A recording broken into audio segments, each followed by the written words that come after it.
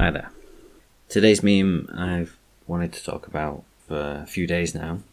It's shared by What's Up in SA, and it goes, 1980s, I bet there will be flying cars in the future. 2020, you got a picture of Jack Sparrow running away from a native horde carrying plastic bags full of toilet paper. Now I wanted to talk about this one, not particularly because of the hoarding, which I've already talked about, and not necessarily because of anything about Johnny Depp, but it's this idea of a positive view of the future and how that seems to have disappeared. After 1990, 1991 and the collapse of the Soviet Union and Fukuyama, announcing the end of history. In the Paul Mason book I was reading, he talked about this time as an end not of history but of progress, or the idea of progress, or the idea of a positive progress. And he makes a few arguments, and it made me think of a few things that I've seen recently, one of which is a striving for the reliving of the 90s, One popular meme I see a lot is, only 90s kids will get this, as if that is a positive gateway to hold, when it shouldn't really mean anything. Got me thinking about the Jonah Hill film Mid-90s, and how that was showing toxic elements of the 1990s, but in such a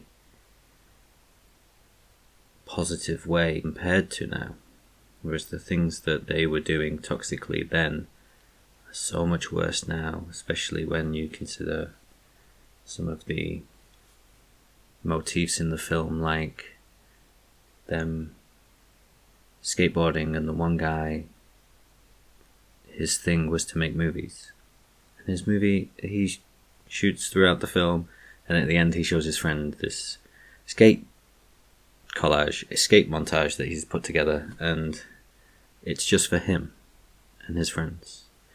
And you compare that to now, and the people who are living their life to be shared with the world, to be a performance for others. And there's this idea that we are just meant to perform now and not actually live our lives. It got me thinking about another thing as well, not just how we perform, but how we connect to performers as well. For example, the popularity of watching live streaming. Even this that I'm doing now would be a similar thing. It's not about consuming media, it's about relating to someone through that media. The media is no longer the point. The media is just a tool with which to try and connect with another person. This can be very toxic, like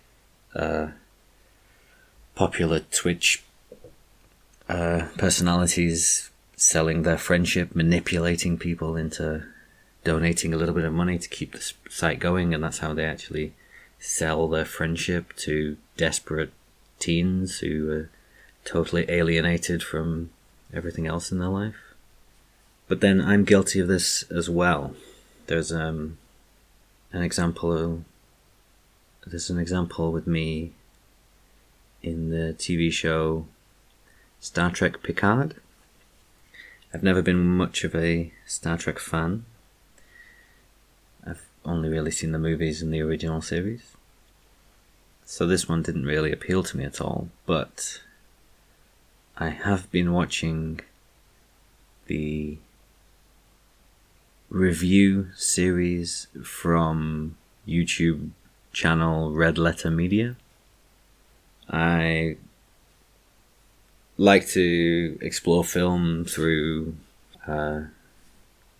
YouTube reviews and YouTube videos analysing film, and Red Letter Media is pretty good and entertaining in the way that they look at and analyse films. They've been doing it for a long time, and they've got a pretty good way of doing it, and it's easy for me to relate to. So what I was doing was watching them reviewing a TV show that I haven't even seen, and they're tearing it to pieces, and I would have as well. But it's interesting in how they're reviewing this and what it means about this show, because they are Star Trek fans, big fans of the show, most iterations of the show, especially The Next Generation, which had Picard as captain of the Enterprise.